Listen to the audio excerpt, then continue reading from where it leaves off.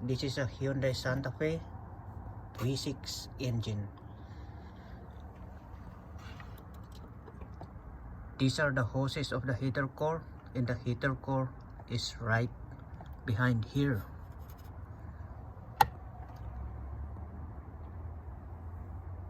This is the coolant temperature sensor. If the coolant reaches a certain temperature, it will send signal to the computer. Then the computer will switch on the relay of the radiator fan, which is located here in the fuse box. This is the thermostat located between the lower radiator hose and the engine block. If this has malfunctioned, it will cause some issues, such as if it is stuck closed, it will overheat, and if it's stuck partially open, it will still overheat because there is not enough flow of coolant.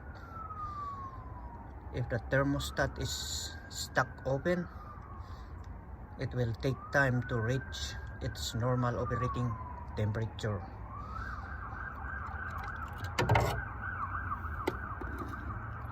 This is a downflow radiator.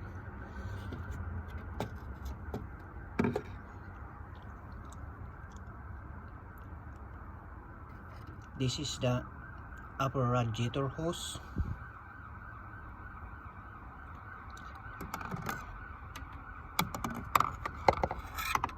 And this is the lower radiator hose.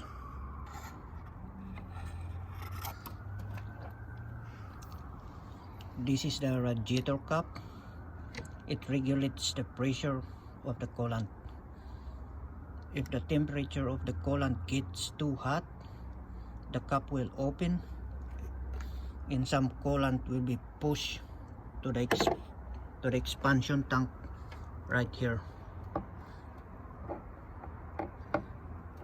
If the coolant cools down, the coolant will be sucked back here to the radiator.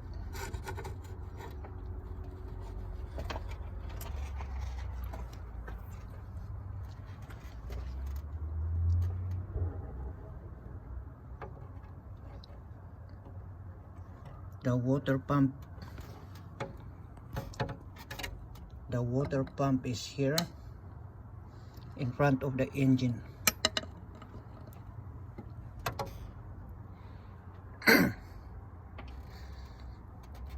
One problem of the cooling system is overheating due to leaking coolant in some components. It can either be in the water pump here,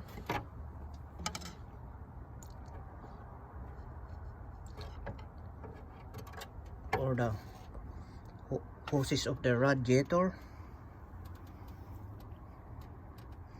or the hoses of the heater core.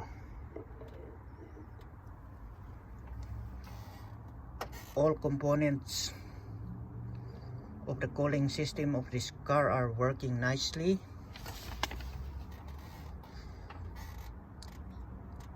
This is how the cooling system works.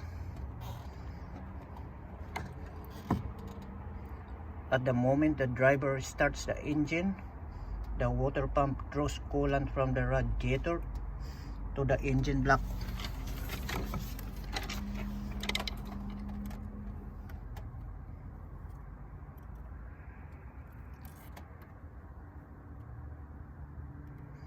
If the coolant is still cold, this thermostat restricts the flow of the coolant until it reaches the normal operating temperature.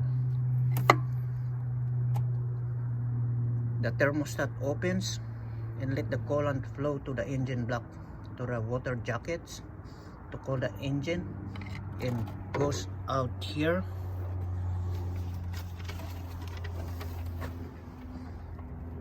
to the upper radiator hose.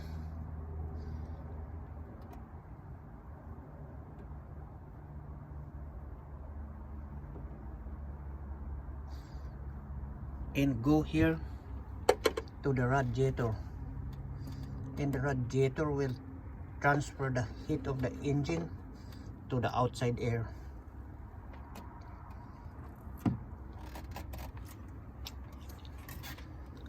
By the time the coolant reaches the lower part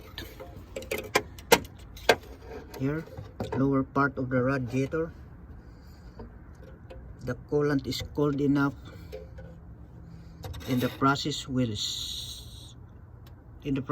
repeat again and again.